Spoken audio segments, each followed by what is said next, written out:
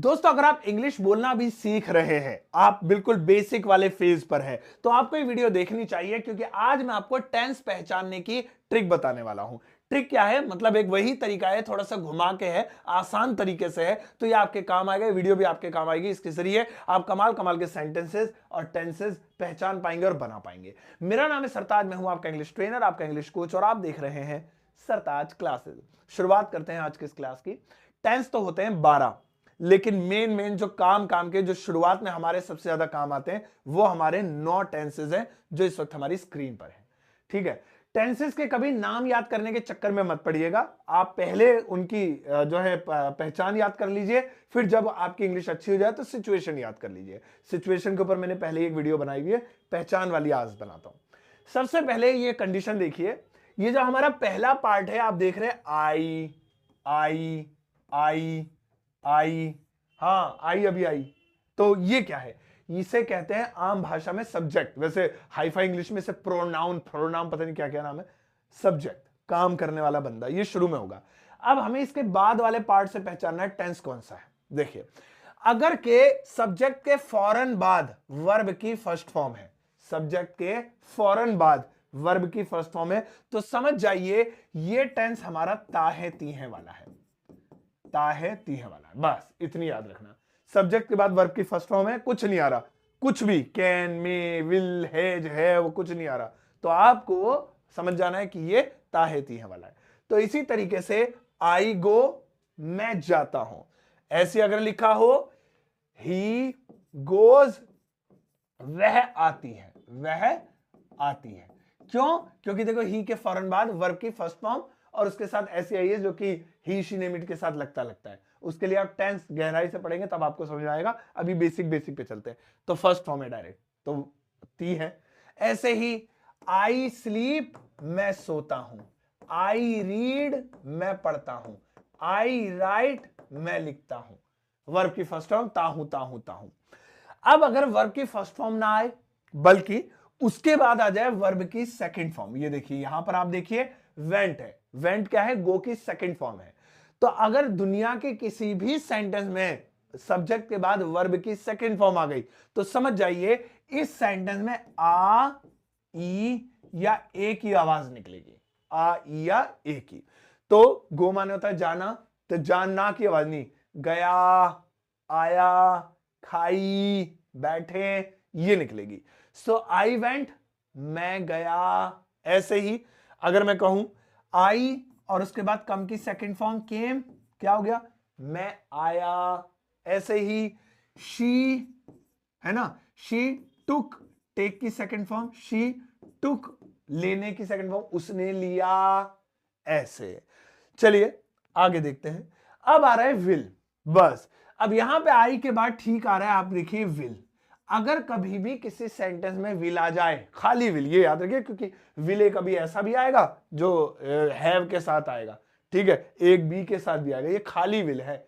खाली विल आ जाए अकेला, आसपास कोई उसके साथ भाई बंधु ना हो, तो ऐसे में उसकी हिंदी होगी गा, घी और के, ये होगी। जैसे आई विल गो, यानी मैं जाऊंगा, फ्यूचर की बात। ऐसे ही I will come, I will come यानी मैं आऊंगा। ऐसे ही आई विल स्लीप, मैं सोऊंगा, आई विल स्लीप। ये देखिए, I will dance, you will dance, papa will cook, mother will eat, तो ये सारी चीजें गा में जाएंगी। ठीक है, तो विल आए गा। अब अगर हम इधर देखें तो यहां देखिए इस पूरी रॉ में एक चीज कॉमन है। क्या चीज कॉमन है? वर्ब की थर्ड फॉर्म, वर्ब की थर्ड फॉर्म, वर्ब की थर्ड फॉर्म। तो याद रखिएगा 12 टेंस में 3 टेंस ऐसे होते हैं जिसमें हमेशा वर्ब की थर्ड फॉर्म आती है, और ये तीनों टेंस परफेक्ट टेंस कहलाते हैं। पहले में हैज हैव, दूसरे में हैड, तीसरे में विल हैव। अगर आपको सब्जेक्ट के बाद हैव या हैज दिख जाए, हैज भी होता है कई बार, अगर सब्जेक्ट सिंगुलर है, यहां तो आई था तो आई के साथ तो हैज आता नहीं, तो इसलिए हैव है। अगर सब्जेक्ट सिंगुलर होता है, ही शी नेम इट, तो हैज आता। तो अगर हैज या हैव दिख जाए तो समझ जाइए इसकी हिंदी है चुका है ना, या फिर एक और हिंदी है लिया है, लिया है, ये दोनों हो जाती हैं। जैसे आई हैव गॉन, मैं जा चुका हूं, यानी मैंने जाने का काम कर लिया है। शी हैज इटन, उसने खा लिया है। शी हैज इटन, है ना। तो यहां पे देखिए हैज आ गया तो चुका है या फिर लिया है। तो इसी तरीके से शी हैज इटन, वह खा चुकी है या उसने खा लिया है, एक ही बात है। तो आप इस तरीके से बना सकते हैं। अब अगर आ जाए हैड, हैड आ जाए, हैज नहीं हैड आ जाए, तो यहां पे यही चीज पास्ट में चली जाएगी। तो चुका है की जगह चुका था, लिया है की जगह लिया था, है ना। तो आई हैड गॉन, मैं जा चुका हूं नहीं, जा चुका था। आई हैड इटन, मैंने खा लिया है नहीं, खा लिया था। तो जो काम पास्ट में हो गया वहां पे हैड का प्रयोग करेंगे। तो चलिए एक बना लेते हैं, जैसे आई हैड सीन, तो यहां पे हैड मतलब लिया था, आई हैड सीन मतलब मैंने देख लिया था, आई हैड इटन मैंने खा लिया था। ऐसे बनाएंगे। अगला देखेंगे विल हैव। अब क्या आ रहा है हमारे यहां पे, विल हैव आ रहा है।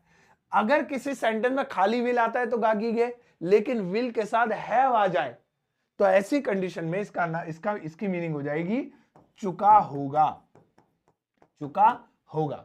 जैसे वह सो चुका होगा, आई विल हैव गॉन, मैं जा चुका होऊंगा, वह खेल चुका होगा। तो इन सब में चुका होगा, चुकी होगी, चुके होगे में विल हैव लगाएंगे। तो जैसे कहीं पर लिखा है ही विल हैव गॉन, है ना। तो यहां पे आप देखिए विल हैव है तो इसका मतलब है पक्का चुका होगा। ही विल हैव गॉन, वह जा चुका होगा। ही विल हैव स्लेप्ट, वह सो चुका होगा, चुका होगा हो जाएगा। अब आगे चलते हैं, यहां पे तीसरी रॉ देखिए। इस तीसरी रॉ में कमाल की बात यह है, इसमें भी आईएनजी फॉर्म है, इसमें भी आईएनजी फॉर्म है, इसमें भी आईएनजी फॉर्म है। 12 टेंसेस में से 6 टेंस ऐसे होते हैं जिसमें आईएनजी फॉर्म लगती है, जिसमें से 3 आपकी स्क्रीन पर अभी आप सीखेंगे, और बाकी के जो 3 होते हैं वो present perfect continuous, past perfect continuous, future perfect continuous.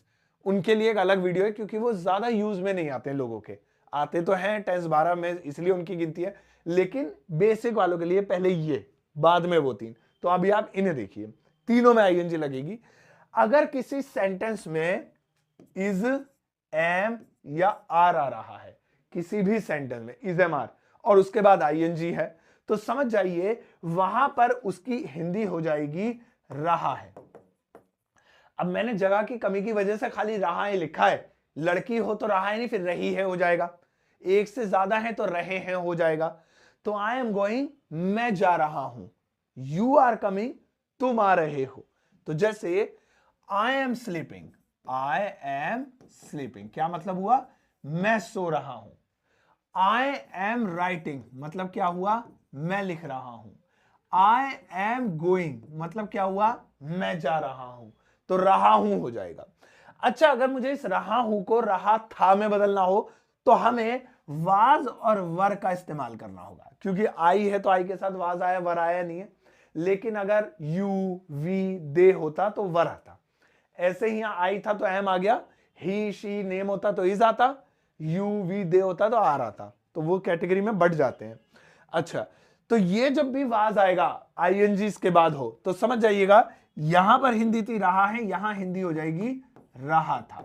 तो जैसे वह सो रहा था, वह खेल रही थी, सचिन जीत रहा था, हम आ रहे थे। तो इस सारे सेंटेंसेस हमारे आईएनजी वाज वर्ग में आईएनजी के साथ फॉलो होंगे। तो जैसे आई लिखा है, अब आई के बाद वाज आ गया और गोइंग, तो इसका मतलब है वाज वर्ग भी आया और आईएनजी आ गई तो रहा था हो गया, रहा था। तो आई वॉज गोइंग मैं जा रहा था, आई वॉज कमिंग मैं आ रहा था, आई वॉज स्लीपिंग मैं सो रहा था। बिल्कुल इसी तरीके से होते चले जाएंगे। इसके बाद लास्ट में आता है विल बी। इसके बाद आपको एक सेंटेंस दूंगा बनाने के लिए, जो आप बनाइएगा जरूर, जाना नहीं। विल बी, विल बी की हिंदी हो जाती है रहा होगा, रहा होगा। अब यहां पे खाली विल, गागीगे मैं जाऊंगा, मैं आऊंगा, वह खेलेगा। विल के साथ हैव चुका होगा, वह जा चुका होगा, वह आ चुका होगा, वह सो चुका होगा। विल के साथ भी रहा होगा, वह सो रही होगी, वह खेल रही होगी। वह जाएगा, वह जा चुका है, वह जा रहा होगा, जाएगा, जा रहा होगा। है ना। तो अलग अलग चीजें विल के साथ लग जाए तो मीनिंग बदल जाती है।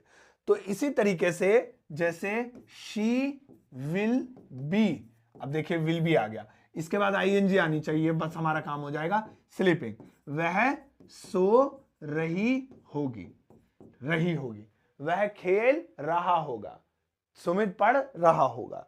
तो इस तरह से यहां पे आपने पूरा कॉन्सेप्ट समझा, इसका स्क्रीनशॉट ले लीजिएगा क्योंकि ये बड़े काम की चीज है, आप इससे टेंसेस की प्रैक्टिस कर सकते हैं। अब मैं आपको एक सेंटेंस देता हूं, आपको ये गैस करना है कि इसमें से कौन से वाले में बनेगा, है ना। तो देखिए यहां पर ज्यादा नहीं, बस एक हिंदी का सेंटेंस दिया हुआ है जिसकी इंग्लिश ट्रांसलेशन आपको इस वीडियो के कमेंट सेक्शन में करनी है। मुझे आपके जवाब का इंतजार रहेगा। इसकी इंग्लिश जरूर बनाइएगा, दिल से प्लीज बनाइएगा जरूर सारे बच्चे। और दोस्तों आपके लिए काम की चीज है कि अगर आप व्हाट्सएप यूज करते हैं तो मुझसे व्हाट्सएप पे कनेक्ट हो सकते हैं, जहां पर मैं ढेर सारी फ्री में चीजें भेजता रहता हूं, पीडीएफ, पिक्चर्स या फिर नोट्स, और सारी चीजें सिर्फ इंग्लिश स्पीकिंग से रिलेटेड होती हैं। तो फ्री है, ये सब चीज फ्री सर्विस है। लिंक वीडियो के डिस्क्रिप्शन बॉक्स में क्लिक करते ही आप मुझसे व्हाट्सएप पे जुड़ जाएंगे। अभी जाइए ज्वाइन कर लीजिए। और हाँ, आप मेरी किताब Amazon फ्लिपकार्ट से घर बैठे ऑर्डर कर सकते हैं, और इसका भी लिंक आपको वीडियो के डिस्क्रिप्शन बॉक्स में मिल जाएगा। जाओ इस वीडियो को सबके साथ शेयर करना, चाहते एक प्यारा सा लाइक देकर जाना।